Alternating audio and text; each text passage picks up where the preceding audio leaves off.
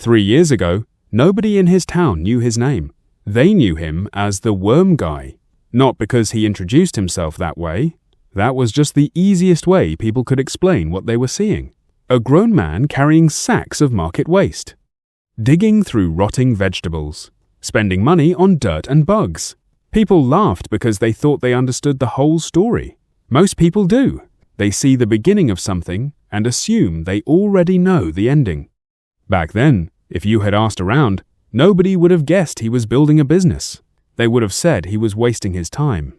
But Daniel wasn't trying to look successful. He was trying to answer a question. What happens to all this waste after it disappears from our hands?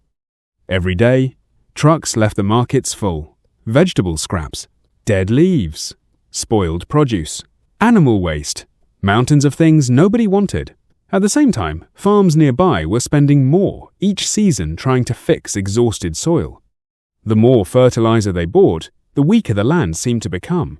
Daniel couldn't stop thinking about that. Waste on one side, need on the other, and almost nobody connecting them.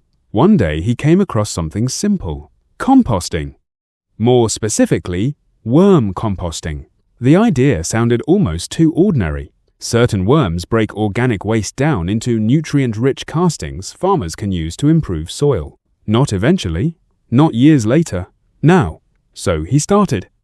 No investors, no business plan, no dramatic announcement, just 3 rough beds behind his mother's house, plastic sheets, buckets, and worms.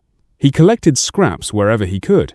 Early mornings, late afternoons. Walking market to market, asking traders for waste they planned to throw away. Some ignored him. Some handed it over because they wanted him gone. Some laughed.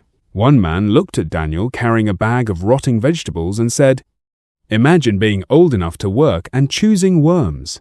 People laughed. Daniel smiled politely and kept walking. No speech. No comeback.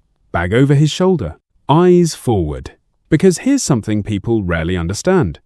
Embarrassment only matters if approval was the thing you were after. Daniel wasn't trying to impress anybody. He was trying to see if the math worked. And for a long time, it didn't. For 8 months, almost nothing happened. No big sales. No waiting list. No success montage. Just routine. Feed the worms. Turn the compost. Wait. Repeat.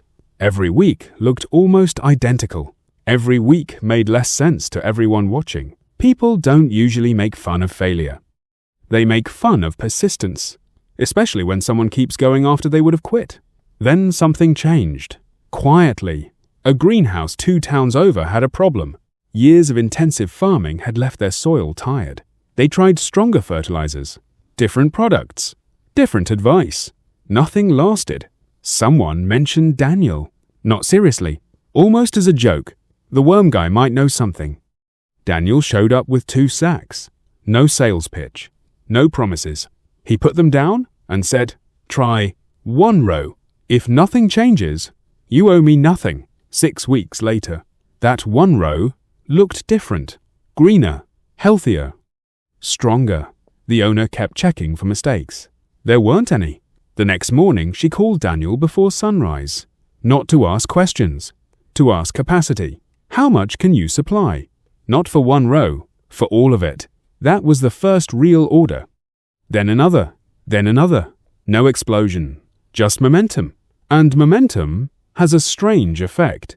People stop calling something stupid the moment they see someone else paying for it. The same traders who used to laugh started setting waste aside. Sorted. Stacked. Waiting. Farmers started arriving. Then referrals. Then repeat orders. Daniel wasn't carrying bags anymore. He was managing supply. The business got bigger. But something else changed too. People stopped saying, "the worm guy." Now they used his name. Funny how quickly respect appears once numbers enter the conversation. One afternoon, the same man who once joked about dignity walked over.